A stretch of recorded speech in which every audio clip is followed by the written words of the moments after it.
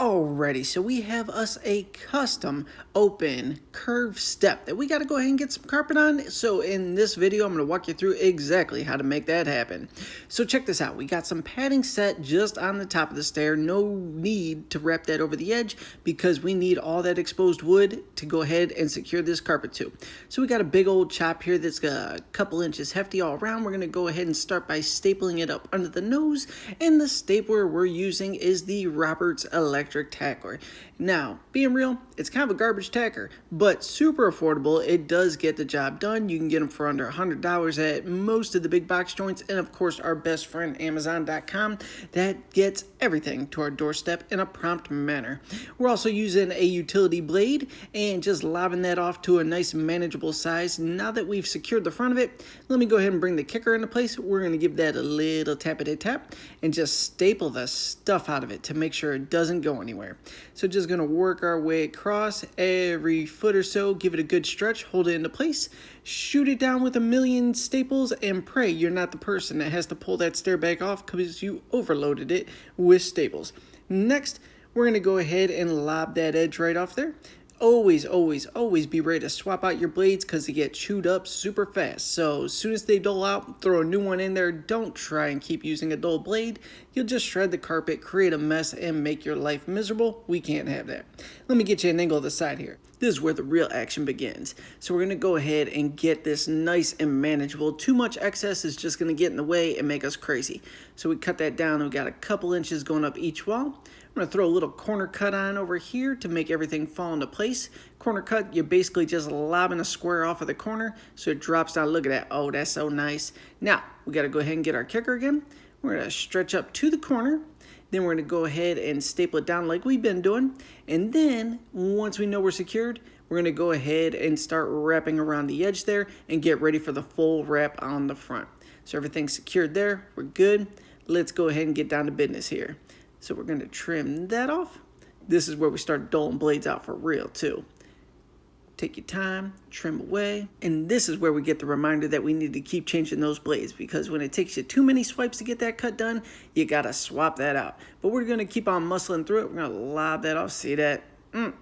Shame on me for not swapping out of that blade. Now, once I get through this piece here, we're going to go ahead and work on the wrap there. Here's the part that's important. We're going to make a few release cuts so we can go ahead and make every little section manageable. See it? We're just going to go ahead and stab in, lob it off every few inches there, just make it a release cut all the way down. That way when we fold it over the edge, everything will fall into place and we can remove all that excess carpeting from there. So we're going to take that stapler, shoot that up. Make sure the first section's nice and tight and just work our way around, moving on to section and section. So when you cut those release cuts there, give it about 4 inches in between each one. That should give you enough bend to go ahead and make everything pliable and line up and curve just right.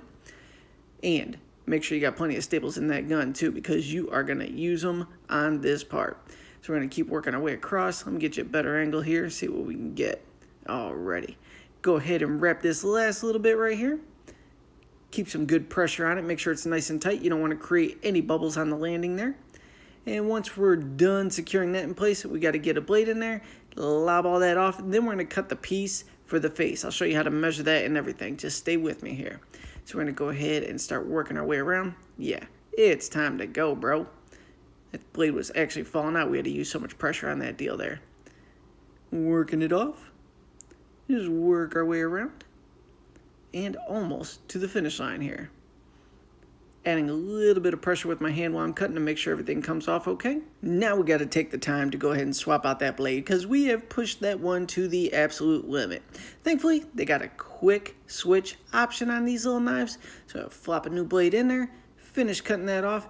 Then we're going to go ahead and bring the tape measure in the scene so we can go ahead and measure out this riser and cut it just right to slap that on and give it the finished look there. So let's go ahead and make that happen next.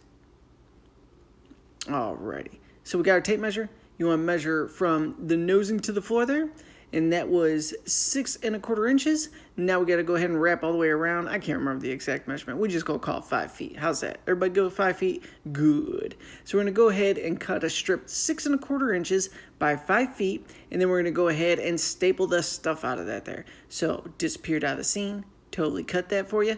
Now we're going to go ahead and start by tucking it up under the nosing there, dodging all the old bajillion staples that are in this stair.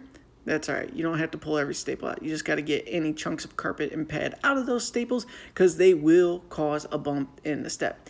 And after that, it's clackety-clack time. Just keep shooting it up till we wrap it around, make sure it's nice and tight, give it a good finish. Then I'll give you an overview on what it looked like when it was all said and done here. So go ahead, don't be shy with the staples on this. It's okay to shoot the stuff out of it. Just make sure you're spreading the nap a little bit with the nose of the stapler, because if you just go all willy-nilly and clackety-clack, it could leave divots in the carpet, and you don't want that on your final product there. So just kind of bury them in the nap there, move it back and forth a little bit to bury the nose of the tacker in there, then fire that staple into place so everything's locked in nicely. So the face of it's pretty easy. You can see what's going on. Just make sure everything's cut right, so everything's covered, looking good. Here we got the wrap on the other side here. Here's where you want to just pay a little bit more attention to detail, nothing too crazy. We're going to go ahead and get that up under the nosing, secure all that into place. Then we'll do a turn and tack at the end, hiding it very nicely up against the wall. And then after that, we'll do our walkthrough and we're going to grab our check. Now, if you're an installer watching this, this was actually slapped together with scraps. Buddy of mine just needed a flight of stairs done. I had a bunch of scraps of matching stuff sitting in storage.